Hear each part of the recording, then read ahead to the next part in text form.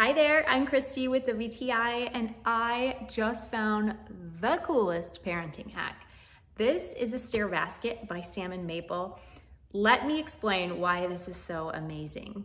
We live in a multi-level home. Most of our kids' toys are supposed to be in the basement, but wouldn't you know it, those toys make their way up the stairs and onto my living room floor.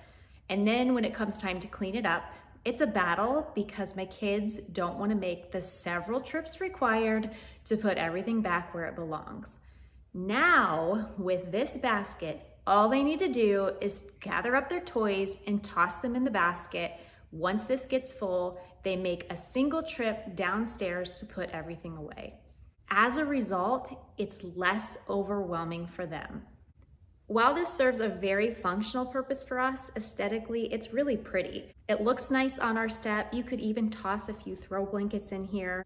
You might not be a parent with toys on your floor, but if you live in a two-story home, chances are things end up where they don't belong. It's really nice to have this as a central location just to toss everything in there quickly and then be able to put it away at your convenience, but you know it's in here and it's not gonna get lost.